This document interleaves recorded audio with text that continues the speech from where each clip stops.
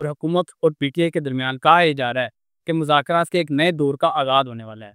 इसमें कितनी सच्चाई है, सितारे क्या बता रहे हैं, इस से जानेंगे। ओवर टू यू सर, बताइएगा क्या ये मुज़ाकरात के हवाले से जो चाह-मगोइयाँ शुरू हो गई हैं हुकूमत और पीटीआई के दरमियान, इसकी क्या रियलिटी है, सितारे क्या बता रहे हैं, इस हवाले से भी बताइए?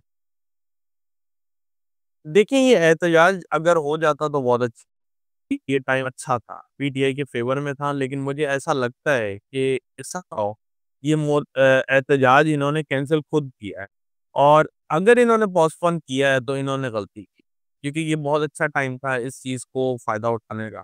लेकिन ज़ाहिर है आने वाले दिनों में जो मुझे दिख रहा है वो ये है कि अगर ये 15-16 दिन में इन्होंने एहतजाज कर लिया तो कर लिया, उसके बाद एहतजाज की विंडो मुझे जो है ना नवंबर से पहले नज़र नहीं आती। जहाँ तक मुज़ाकरात का बात रही, तो मुझे लगता है कि मुज़ाकरात के लिए ये टाइम अच्छा भी है और अगर इन्होंने वाक़ई सीरियसली लिया, तो हम लोगों को कोई रिज़ल्ट भी नज़र आएगा। लेकिन ये सिर्फ़ 15 दिन की विंडो है, उसके बाद मुज़ाकरात ज़रा मुझे मुश्किल लग ठीक है। सर, हुकूमत का क्या मुस्तकबिल आप देख रहे हैं? ज़ाहिर है 14 अगस्त के बाद जो आपने बताया जो बर्थ चार्ट है, उसके मुताबिक आप हुकूमत का क्या मुस्तकबिल देख रहे हैं? एस्टेब्लिशमेंट का क्या मुस्तकबिल देख रहे हैं? उनके पाकिस्तान तहरीक-ए-इंसाफ के साथ क्या मामला देख रहे हैं? इस हवाले से भी बताएँ। देखिए, हुकूमत के लिए आगे टफ़ टाइम आएगा, लेकिन हुकूमत अभी जाती हुई नज़र नहीं आएगी। अभी मुझे ऐसा लगता है कि हुकूमत के पास 5-7 महीने ऐसे आ गए हैं, जिसके अंदर ये सुकून से रहेगी। हाँ, अलबत्ता हुकूमत में कुछ चेंजेज़ हो सकती हैं, चेहरे बदल सकते हैं, हुकूमत ये रहेगी। अब वो मुझे नहीं पता क्या सिस्टम होता है, क्या चीज़ होती है, क्या पॉलिसीज़ होती हैं, क्या रूल्स रेगुलेशन है।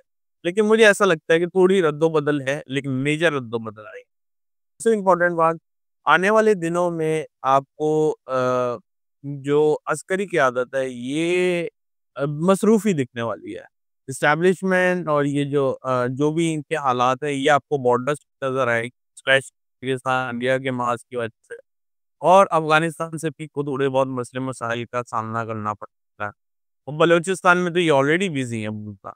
तो मुझे ऐसा लगता है कि टिल नाउ यहाँ से लेके टिल नवंबर तक बहुत ज़्यादा मामलात ज़रा सख्त हैं, जिसकी वजह से ये लोग बहुत बिज़ी रहेंगे। तो पीटीआई का तो वही मैंने आपको कहा है कि जो टाइम है ये 15-20 दिन है, इसी में अगर तो इनके साथ मुज़ाकरात हो गए दैट्स इट।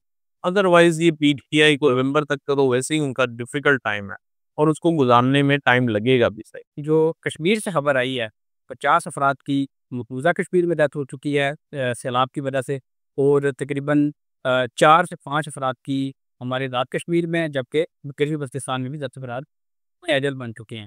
तो सर, ये बताइएगा कि बारिशों का ये सिलसिला और उससे जो आने वाली तबाही है, ये आपको कब तक खुदा न खास्ता दिखाई दे रही है? क्या जो इन इलाकों के लोग जो रह रहे हैं, उनके हवाले से क्या अलर्ट आप बताना चाहेंगे? देखिए, दानिश भाई मेरे ख़्याल से ये चीज़ें मैंने आपको 1-2 महीने पहले ही बता दी थी कि नॉर्थ एरिया है और जो साउथ एरिया है, कहीं का भी वो अफ़्लिक्टेड रहेगा। ये अफ़्लिक्टेड एरियाज़ में ही आता है मेरे ख़्याल से नॉर्थ में ये नॉर्दर्न एरिया कश्मीर वग़ैरह, जम्मू कश्मीर और आज़ाद कश्मीर ये सब नॉर्थ के एरिया में है। और साउथ में अनफॉर्च्यूनेटली बलूचिस्तान है जो कि बहुत ज़्यादा एक मेस में है। तो अगर आप पाकिस्तान देखें तो ये टेरिटरी बहुत ज़्यादा डिस्टर्ब है। और ये टेरिटरी जब बैलेंस होगी तो पाकिस्तान भी बहुत आगे आपको अच्छी तरक्की की राहों पे गामज़न दिखेगा। टिल दैट आपको इन चीज़ों से जो है गुज़रना पड़ेगा और इनको सँभाल के रखना ही पाकिस्तान के लिए और पाकिस्तान के हक़ में बेहतर है। अब ये जो आप पानी का एलिमेंट की बात कर रहे हैं, मैंने आपको कल भी बताया था कि पानी का एलिमेंट अनफॉर्च्यूनेटली नवंबर तक बहुत एक्टिव है। तो पानी के अंदर एक्शन होता हुआ आपको किसी न किसी तरीके दिखेगा और ये बहुत ही अफ़सोसनाक खबर है कि 400 अफ़राद लापता हैं। अल्लाह करे कि ये बच जाएँ, लेकिन अनफॉर्च्यूनेटली ऐसे ही हुआ है कि जो लोग इस एशिया के ममालिक में मोस्टली जो लापता हो जाते हैं, उसको डेड ही करार दिया जाता है और वो मुश्किल ही है कि वो आपको ज़िंदा मिले। अल्लाह करे, मेरी दुआ है और अल्लाह रहम करे आने वाले दिनों पे, क्योंकि जैसे-जैसे मैंने कहा था कि अगस्त खत्म होगा, हम एक नए महाज की तरफ जाते हुए दिखेंगे। और आपने इंडिया की बात कर दी है, तो इंडिया के लिए मैंने आपको पहले ही कहा था कि ये सिर्फ़ टैरिफ एक बहाना है। इंडिया और अमेरिका के बीच में कुछ बहुत बड़ा चल रहा है, जो आपको अभी नहीं नज़र आ रहा। राहु एलिमेंट जब भी किसी किसी एक हाउस में आ जाता है तो वो एलिमेंट बहुत हाई एनर्जी रखता है। और ये जो एनर्जी है इन वक़्त इसके इन पे है ना यूँ समझें एक ट्राइन में आई हुई है जो फॉरेन अफेयर्स देखती है। तो इनके फॉरेन अफेयर्स बहुत ज़्यादा डिस्टर्ब है इंडिया के। चाहे वो अमेरिका से हो, चाहे पाकिस्तान से हो, चीन से हो, बांग्लादेश से हो। मतलब ओवरऑल ये जो सिचुएशन है इनके जो फॉरेन अफेयर्स से रिलेटेड है, वो डिस्टर्ब ही है। और इनके कोई ऐसे मुहाइदे पीछे आपको कुछ आने वाले दिनों में दिखेंगे जो बहुत अनरियलिस्टिक थे, जिसकी वजह से अमेरिका के साथ इनके मामलात खराब हुए हैं और जो ये चीज़ें या अमेरिका इनके साथ मुआहदे करने जा रहा है, वो चीज़ें इनके इनके लिए मुज़र हैं। इस वजह से ये लोग एक्सेप्ट नहीं कर रहे। फॉर एनी रीज़न जो मसले-मसाइल हैं और जो मुझे लग रहा है कि आने वाले दिनों में चेंजेज़ आएँगे, वो सबसे पहले आपको मिनिस्ट्री में इनके चेंजेज़ दिख मतलब इनकी कैबिनेट मिनिस्ट्री मुझे नहीं पता डायनामिक्स का इनके नहीं पता कि पॉलिटिकल डायनामिक्स कैसे हैं। लेकिन इनके पॉलिटिकल सिस्टम में मुझे चेंजेस दिख रही हैं। तो आने वाले 3-4 महीने में इधर बहुत कुछ चेंज होने वाला है। तो ये जो आने वाले सितंबर से टाइम है ना सर, ये आप नोट रखिएगा आज की तारीख में मैं बता रहा हूँ 14 अगस्त को बता रहे हैं 14 अगस्त है। लेकिन आने वाले 3 महीने जब हम नवंबर में बात करेंगे बहुत बदलाव होगा। और ये ऐसे रैपिडली होगा कि समझ में आएगी। वजह वजह यही है सैटर्न रेट्रोग्रेड है, असरात बढ़े हुए हैं। अक्टूबर में जुपिटर भी नेक्स्ट हाउस में चला जाएगा, इस वजह चीज़ें एकदम से ट्रांसफॉर्म होंगी और वो बदल जाएँगी। तो अक्टूबर-नवंबर बड़े ही क्रिटिकल ज़ोन में आएगा और बदली हुई चीज़ें सामने आएँगी। पाकिस्तान की अगर हम बात करें तो पाकिस्तान आज से यूँ समझे एक नए दौर में आगाज़ हुआ उसका और आने वाले टाइम में बहुत ज़्यादा मल्टीपल चेंजेज़ आएँगी, जो कि अनफॉर्च्यूनेटली अभी आवाम के लिए नहीं है, मैं आपको साफ बताऊँ।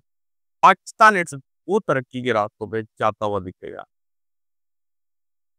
इंशाल्लाह। सर एक और इम्पोर्टेंट खबर जो है वो सूडान और चीन से आई है। चीन में एक अलग वायरस ने सर उठा लिया है। अभी उन्होंने उसका नाम डिसाइड करना है कि क्या रखेंगे और कह रहे हैं कि कोरोना वायरस जैसा ये कोई वायरस है। इसके अलावा सूडान से एक खबर हैजे का मर्ज वहाँ पे बहुत बढ़ गया है। 1 हफ्ते के दौरान 50 लोगों की डेथ हो गई है। सर ये जो नए वायरसेस हैं इसके बाद से आप पिछले 1 महीने से अलर्ट करते आ रहे हैं। लेकिन जो मैं सवाल करना चाहता हूँ, जो जानना चाहता हूँ बात वो ये है कि क्या ये बीमारी खुदा ना खास्ता पाकिस्तान में, इंडिया में या सारी दुनिया में एक ऐसी सिचुएशन खुदा ना खास्ता अख्तियार कर सकती है जैसे कोविड के दौरान थी? ये भी काइंड जी, बिल्कुल ऐसे ही लगता है कि ये बीमारियाँ अभी कुछ सर उठाएँगी, क्योंकि आने वाले टाइम में जुपिटर राहु की ट्राइन में रहना तो सर ये इन्फेक्शन देता है। तो एक्चुअली हैज़े के पीछे व्हाटएवर लेकिन इन्फेक्शन से चीज़ें स्टार्ट होती हैं और वो फिर जो है खुदा ना खास्ता आपकी जान के लाले पड़ जाते हैं। तो ये तो अभी ऐसे ही रहेगा। लेकिन आने वाले दिनों में मैंने आपको पहले भी बताया कि पाकिस्तान इंडिया में तो सबसे पहले बड़ा मसला जो है मुझे दिख रहा है खुदा ना खास्ता वो जंगों का है। दुनिया में अलबत्ता ये चीज़ें अभी बीमारियाँ फैलेंगी स्पेशली थर्ड वर्ल्ड कंट्रीज़ में ये फैलेंगी क्योंकि वहाँ पे आपको पता है कि दवाइयों का जो वो ज़रा देर से पहुँचता है और लोग इतने ज़्यादा जो हैं मेडिसिन्स को ज़रा अवॉइड ही करते हैं। उनके पास अवेलेबल भी नहीं होती हैं और उनको दी भी नहीं जाती। लेकिन ये बीमारी ऐसी है जो ये फैलेगी।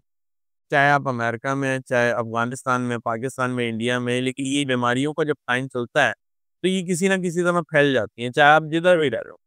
ये है कि अगर आप थर्ड वर्ल्ड कंट्रीज़ में रहते हैं, तो वहाँ ज़रा ज़्यादा जल्दी बीमारियाँ फैलती हैं, सफाई की वजह से, लेकिन जब दूसरे ममालिक में होता है, तो वहाँ ये डिफरेंट लेवल पे फैलती हैं, लेकिन ये फैलेंगी। आने वाले टाइम में मुझे अनफॉर्च्यूनेटली 1 डेढ़ महीने में बीमारियाँ, साँस से रिलेटेड बीमारियाँ, ये भी और ये जो भी इन्फेक्शन है, इसकी वजह से भी बीमारियाँ बहुत फैलती हुई नज़र आएँगी।